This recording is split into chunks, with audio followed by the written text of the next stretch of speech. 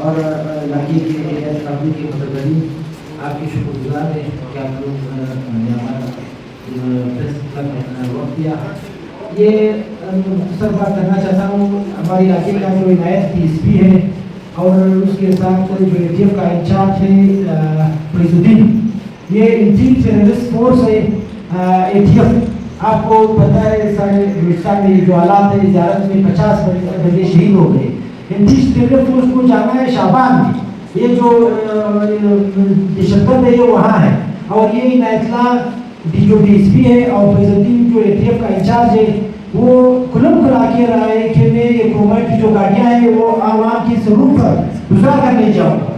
اور انہوں نے ادھر طلاق ڈالی کہ مجھے اپنی اس پر میرے بیوی طلاق ہے کہ میں کرومائٹ کی لے جاؤں. جو پہاڑ پہ جو جبل کے مالکان ہے اس کی جو نمائندی ہے سربلند جو غذائی, اس نے اپنا ایک جو بندہ ہے جو میٹنگ پہ ہمارے ساتھ بیٹھتا ہے وہ نقیب ملازہ ہے, اس کو نمائندے کے طور پر وہاں بھیجا موقع پر.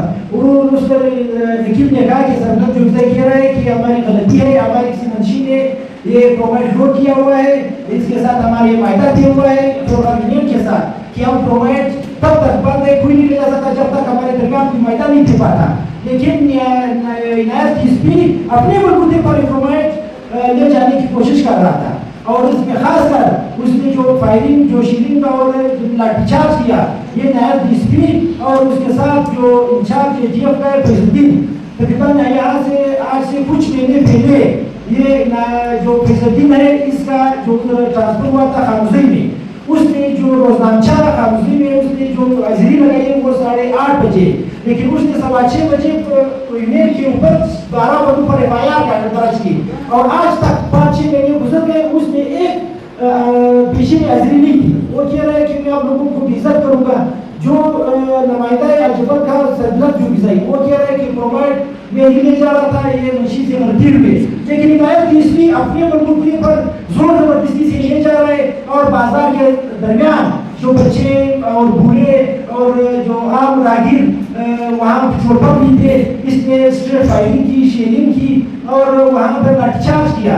اگر خدا نخواستہ پیٹرول پمپ جو پیٹرول پمپ ہے اس میں کوئی گولی لگ جاتی تو اس سے بہت سے لوگوں کے اموات کا خطرہ تھا. تو ہمارے والا حکام سے یہ اپیل ہے کہ جو عنایت کی اسپی ہے یہ پی سی ایم میں بھی کام کر رہا ہے, اور 2 سال سے ہماری یونین کو باقاعدہ اس نے کمیشن دیا ہوا ہے, اور اسی طرح جبل میں بھی لگا ہوا ہے, ان بھی اس کا اپنے مائنز ہے.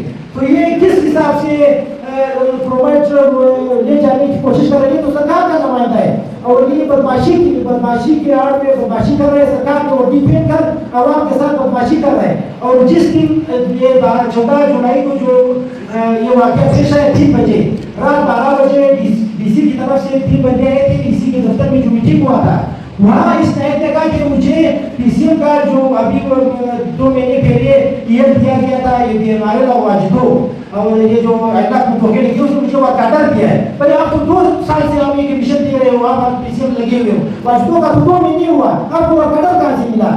ہمیں بالا حکام سے یہ درخواست ہے کہ یہ جو عنایت ہے یہ سرکار کا ناجائز وردی پھیر کر اپنے ناجائز اختیارات استعمال کر رہا ہے, اس کو اپنے ہاتھوں میں رکھا جائے اور اس کو پوری طور پر معطل کیا جائے, اور جو اے ٹی ایف کا جو فیض الدین ہے اس کو برطرف کیا جائے, اور یہاں سے خاموشی سے اس کو کہیں دور پھینکا جائے, دہشت گردوں کے خلاف اس کو استعمال کیا جائے, کیونکہ یہ عوام پر گولیاں چلا رہا ہے. یہ گولیاں چلانے کا جگہ جو یہ دہشت گرد لوگ ہے. یہ جو جس طرح یہ طالبان اور یہ ٹی ٹی پی ہے یہ ہمارے ملک کے بھی دشمن ہے, ہمارے عوام کے بھی دشمن ہے, ہمارے سرزمین کے بھی دشمن ہے. اور اسی طرح جو پی ایل اے کا نام آ رہا ہے یہ بھی اسی طرح ہے کہ یہ خانوزی میں جو اس کے آنے کا کوئی ترتیب آ رہا ہے, نہ خانوزی میں کوئی ٹی ٹی پی ہے, نہ خانوزی میں کوئی پی ایل اے ہے. یہ ہمیں بالا حکام سے درخواست ہے کہ یہ جو اے ٹی ایف اپنا ناجائز بدماشی کر رہا ہے, اور عنایت صاحب کس کے کہنے پر یہ کر رہا ہے وہ اس کے اوپر کوئی کمیٹی تشکیل دے دے اور اس کی انکوائری کی جائے اور اس کو پوری طور پر برطرف کیا جائے. اس سے پہلے بھی نومبر 2025 میں بھی اسی طرح یہ ایف سی تھا, اس میں اے ٹی ایف تھا, ان دنوں میں کیوارڈ بھی تھا, لیڈیز بھی تھے, سارے فورسز تھے, آئی جی ڈی جی کے निगरानी में उसने 30 प्री-फायरिंग की और हमारे 28-24 लोगों पर FIR दर्ज की और खामोशी की तरह जो एलसीसी रेट उसका 99.99 है, 100% एजुकेटेड लोग हैं, उसने 33 लोगों को फोर्स शेड्यूल में डाला।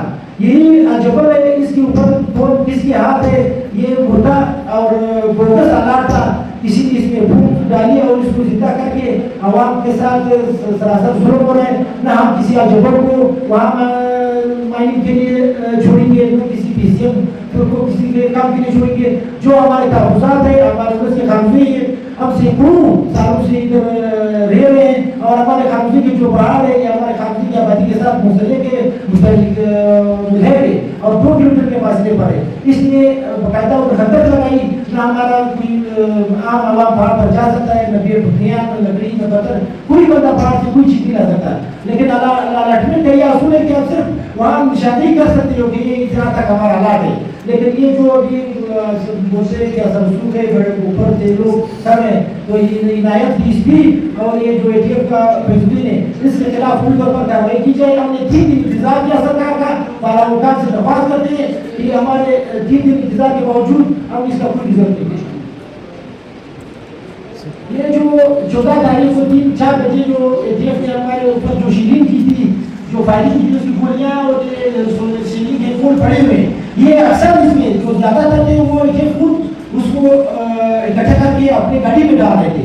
जो एका दुका बचा हुआ था, किसी ने उठाया या आपके सामने फिर और ये भी एक्सपायर है। इस पर जो डेट लिखा हुआ है वो 10/2025 लिखा हुआ है। इसका जो कागज लिखा है ये भी एक्सपायर है, ये इसका भी गुजर चुका है। फिर भी आवाम पर शीलिंग इसी गोलियां इसी से कर रहे हैं कि ये मार जाए और इसको खत्म किया जाए। क्यों कर रहा है सरकार? इसका सरकार खुद हो सकती है।